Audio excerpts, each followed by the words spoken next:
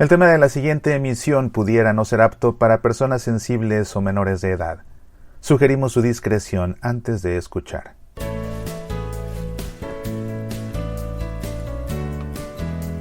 Que la prensa secular esté al acecho para aventarse a la yugular de los papas y pegarles en cuanto se pueda por cualquier motivo no es nada nuevo ni es algo que nos sorprenda. Que lo haga la prensa católica es algo que sí nos sorprende. El National Catholic Register, un periódico católico en Estados Unidos que se jacta de ser muy conservador, muy apegado al magisterio, actualmente es propiedad de la cadena de televisión católica EWTN, recientemente ha sorprendido con dos notas. La primera de ellas hace un par de semanas acusando al Papa Francisco de alejarse de la enseñanza del Vaticano en relación con la unión de parejas del mismo sexo.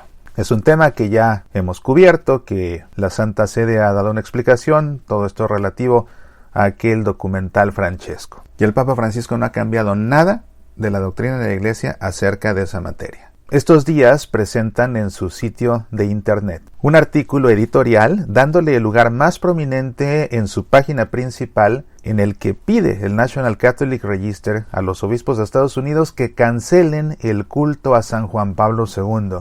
Al menos en Estados Unidos, dicen por haber colocado al cardenal McCarrick en Washington como arzobispo de Washington en su momento, exponiendo con esto a muchos niños a los abusos de este arzobispo en ese tiempo que más adelante llegó a ser cardenal. También le hemos dado cobertura a este tema en razón del reporte que emitió la Secretaría de Estado de la Santa Sede acerca de las investigaciones sobre este ex cardenal, sobre este ex obispo, sobre este ex sacerdote, porque ya no lo es. Tuvo que ser expulsado del estado clerical después de que se comprobara que tuvo una vida en la que abusó de menores, en la que abusó de seminaristas, en la que cometió actos indecentes con adultos. Y en verdad, si quieres conocer sobre el tema, te invito a que busques en YouTube por el análisis que he hecho sobre el reporte McCarrick. Pues bien, que el National Catholic Register pide que se cancele el culto a San Juan Pablo II. Sorprendente que un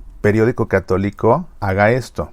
Por su parte, el New York Times, un periódico también de mucha difusión en Estados Unidos y un periódico sin duda que genera interés internacional, ha presentado un artículo en donde Kathleen Cummings, que encabeza el Centro de Estudios de Catolicismo en Estados Unidos en la Universidad de Notre Dame, dice que a San Juan Pablo II lo canonizaron muy pronto, dada la evidencia que lo maldice, dice ella, no debió iniciarse su proceso de canonización debido a su complicidad con el abuso sexual. Este tipo de encabezados están generando inquietud en muchos fieles católicos, por supuesto, en gran parte, sí, porque no se dan a la tarea de investigar, no se dan a la tarea de leer, se quedan con los encabezados, se quedan con lo que la gente comparte en las redes sociales y esto le genera preocupación, le genera tristeza, le genera asombro, le genera desconcierto a muchas personas. ¿Qué fue lo que hizo Juan Pablo II? Porque este periódico que se dice tan católico está pidiendo a los obispos que cancelen el culto a San Juan Pablo II. Bueno, vamos viendo por partes. Primero que nada, esta opinión de Kathleen Cummings, de la Universidad de Notre Dame, una universidad católica también muy afamada en Estados Unidos, que dice que al Papa Juan Pablo II lo canonizaron muy pronto. Y recordarás que el Papa Juan Pablo II murió el 2 de abril de 2005. Y recordarás que la gente de inmediato acudió a la Plaza de San Pedro con pancartas que decían santo súbito, que sea canonizado de inmediato. Cuando alguien muere, pasan 5 años para que se pueda iniciar un proceso que conduzca a una persona hasta los altares en caso de que se compruebe que realmente es santa, que realmente entró al cielo directamente después de morir. En el caso de Juan Pablo II, el Papa Benedicto XVI, que lo sucedió, apenas 26 días después de la muerte de San Juan Pablo II, fue de las primeras cosas que hizo el mismo Papa, iniciando su pontificado, fue dar una dispensa el 28 de abril para que se pudiera iniciar su proceso sin tener que esperar 5 años. Esto en razón de la evidente fama de santidad que tenía San Juan Pablo II.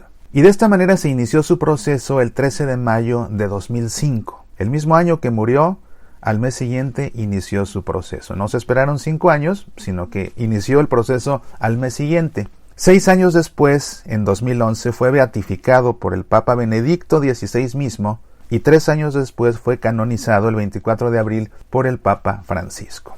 Dice Kathleen Cummings de Notre Dame en el New York Times que dada la evidencia que maldice a Juan Pablo II no debió iniciarse su proceso debido a su complicidad con el abuso sexual. Esto va de la mano con lo que alega el National Catholic Register de que se le debe cancelar el culto a Juan Pablo II, a San Juan Pablo II, por haber colocado a McCarrick en Washington, un depredador sexual, exponiendo niños. ¿Qué fue lo que pasó? Y por eso debes ver ese video en el que analizo y leo gran parte con detalle del reporte para que te enteres con detalle de lo que pasó. Según lo que dice ese reporte de las investigaciones que condujo la Santa Sede para entender qué fue lo que pasó y cómo alguien así llegó a ser arzobispo y luego cardenal. Esto es un resumen, tienes que ver ese video. Si no es que quieres leer el documento completo, el reporte completo, que es de unas 450 páginas.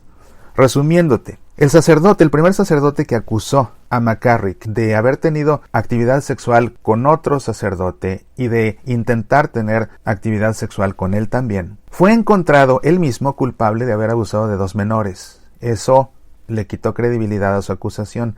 Además, no había una declaración firmada por ese mismo sacerdote. Entonces, sin una declaración firmada y esos antecedentes, se puso en duda su acusación. El arzobispo de Nueva York fue quien acusó a McCarrick, y la acusación del arzobispo de Nueva York le llegó al Papa. Pero cuando se entera McCarrick de esto, cuando McCarrick se entera de que el Papa está considerándolo hacerlo arzobispo de Washington, D.C., pero que ya lo está dudando y está dando marcha atrás por las acusaciones, McCarrick le envía una carta a Juan Pablo II en la que le jura y le da un juramento de obispo, le jura que nunca ha tenido actividad sexual ni con menores, ni con mayores, ni con laicos, ni con religiosos, lo cual es una mentira total, pero como obispo se lo juró a Juan Pablo II. Juan Pablo II conocía a McCarrick con anterioridad, habían colaborado juntos en diferentes iniciativas. McCarrick era un obispo famoso, muy activo, muy trabajador, con logros pastorales muy importantes. Lo que conocía Juan Pablo de McCarrick eran puras cosas buenas. Y cuando le da su juramento, basándose en lo que conoce, confía en McCarrick y le cree al juramento de McCarrick. ¿Por qué no iba a creerle al juramento de un obispo que él conoce y que lo que conoce de él en persona es muy bueno? Además, dice el reporte, Juan Pablo II, cuando estuvo en Polonia, como arzobispo él mismo de Cracovia, cuando era Karol Wojtyła, le tocó vivir una etapa en la que el gobierno comunista sistemáticamente trataba de desprestigiar a las autoridades religiosas en Polonia para quitarles autoridad ante el pueblo, que es sumamente católico. Entonces, la manera de hacerlo era calumniarlos y era también atribuirles todo tipo de conductas inmorales, precisamente para restarles autoridad ante la gente, para quitarles crédito, y eran calumnias. Así que con este contexto, con esta experiencia, con el juramento de McCarrick, Juan Pablo II dice, pues esto no es más que una calumnia más, porque aparte en la carta que escribe McCarrick eso explica, esto no se trata más que de una calumnia que tal vez tenga fines políticos. Esto lo relaciona Juan Pablo con lo que él le tocó ver en Polonia y dice, pues esto es un caso de calumnia más, y le cree a McCarrick y por eso lo nombra arzobispo de Washington. Además de que en ese tiempo, cuando esto sucede en el año 2000, no sabíamos en la iglesia que estábamos padeciendo un problema tan grande de pederastia sacerdotal. Eso lo supimos hasta la segunda parte del pontificado de Benedicto XVI. De manera que el Papa Juan Pablo II, sin saber todavía de esta podredumbre que había en tantos lugares de la jerarquía de la Iglesia, no le dio mayor atención en su momento. Si hubiera sabido lo que sabe ahora el Papa Francisco, si hubiera sabido lo que sabía después Benedicto XVI, seguramente hubiera actuado de otra forma, porque de entrada su primera reacción al recibir las acusaciones fue cambiar de parecer para no nombrar más a McCarrick arzobispo de Washington. Pero después, con todo esto que te digo, cambia de parecer. Definitivamente Juan Pablo II no nombró a McCarrick arzobispo de Washington por encubrirlo y mucho menos por solaparlo, ni para exponer a los niños, por supuesto que no. Lo hizo porque no había evidencia contundente en contra de McCarrick, al menos en ese momento, y porque le creyó a su juramento. Confió en la palabra jurada de alguien a quien conocía, y de quien conocía solo un lado maravilloso, sin saber de su doble vida. La culpa no es de Juan Pablo II por haberle creído a McCarrick. La culpa es de McCarrick por haberlo engañado a ese nivel. Aparte de abusador, sinvergüenza, cínico y mentiroso de lo peor. Y todavía está vivo, Todavía está vivo. Tiene 90 años, así que más vale que se arrepienta porque le queda muy poco. ¿Fue un error de juicio de Juan Pablo II?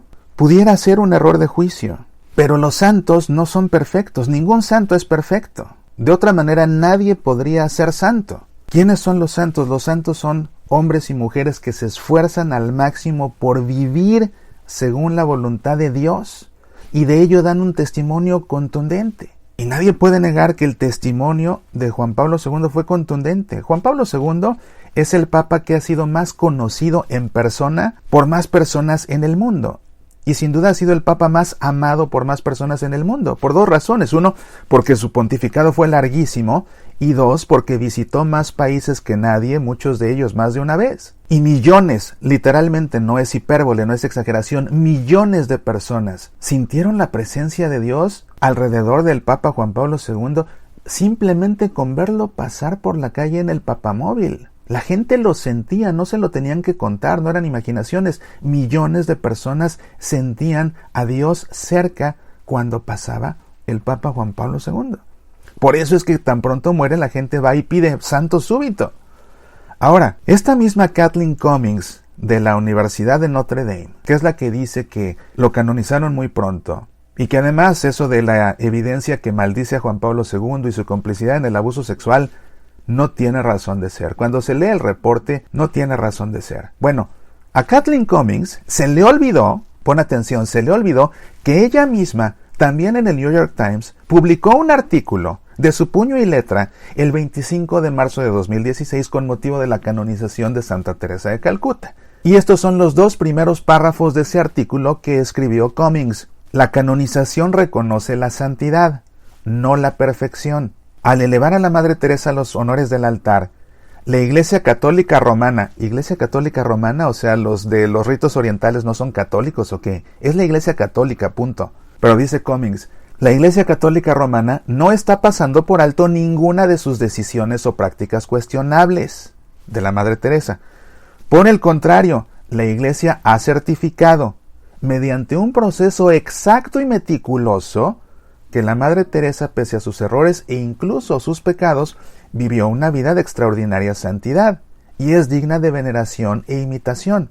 La canonización no cambia absolutamente nada acerca de la persona que es honrada, simplemente confirma que el santo ha estado en el cielo desde el momento de su muerte. Y Cummings tiene toda la razón. Cuando escribió eso tenía toda la razón, pero por lo visto ya se le olvidó lo que ella misma escribió. Ella misma dijo que la canonización se debe a que la Iglesia certifica con un proceso exacto y meticuloso. La Iglesia certifica con un proceso exacto y meticuloso. Eso mismo lo escribió Cummings y lo escribió bien porque es la verdad. Es la razón por la que para que se pueda canonizar a alguien, incluso beatificar, que es el primer paso, el siervo de Dios necesita obtener un milagro de Dios a través de su intercesión. Sin milagro no hay beatificación y sin segundo milagro no hay canonización, a no ser que quien haya muerto haya sido un mártir. En el caso de los mártires no se necesita milagros porque dieron un testimonio claro y contundente al morir por su fe. En el caso de los demás que no son mártires se necesita un milagro para ser beato, otro milagro para ser santo. Y como dice Cummings, todo esto se certifica con un proceso exacto y meticuloso. Para determinar que algo es milagro, el caso se pone al análisis de un grupo de especialistas de múltiples disciplinas: medicina, bioquímica, psiquiatría, hematología, en fin, dependiendo de la especialidad médica relacionada con la sanación milagrosa que haya sucedido por intercesión del siervo de Dios. Y es una comisión que está formada por especialistas que llaman de diferentes partes del mundo, aunque no sean católicos, algunos incluso son ateos, porque en esa comisión nadie dice, declaro que esto es un milagro.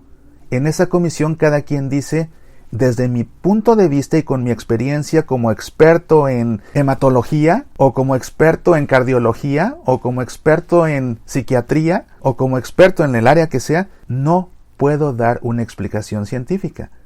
Es lo que ellos dicen. Y si nadie es capaz de dar una explicación científica, significa que la curación no tiene explicación científica. Es entonces que se confirma que fue un milagro, que rompió todas las leyes de la naturaleza por obra de Dios, por intercesión del siervo de Dios. En el caso de Juan Pablo II, el primer milagro que lo llevó a ser beato fue la curación de una monja francesa que se llama Marie Simon-Pierre, la curó de Parkinson. Un par de meses después de su muerte, Marie Simon-Pierre le pide a Juan Pablo II, que también enfermó de Parkinson, le pide por su sanación y se cura de la noche a la mañana y nadie logra explicarlo nunca. 2 meses después de que murió Juan Pablo II. El segundo milagro, que fue el que lo llevó a ser canonizado, fue la curación repentina, milagrosa, inexplicable médica y científicamente, de un aneurisma cerebral que padecía en Costa Rica Floribet Mora.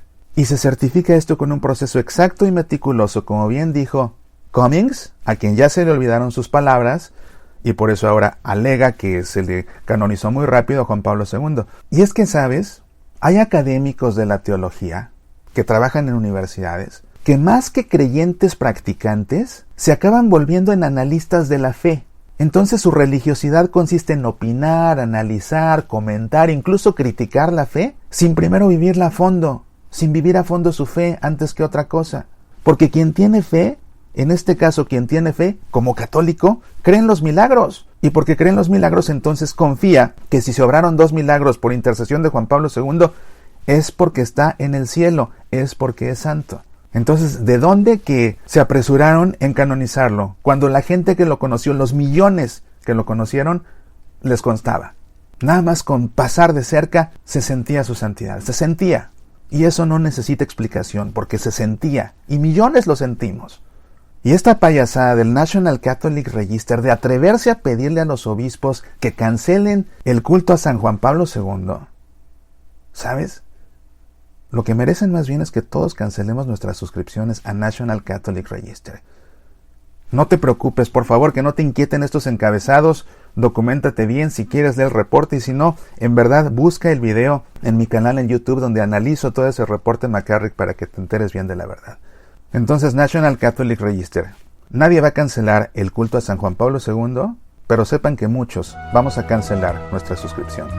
Soy Mauricio Pérez, estas son Semillas para la Vida.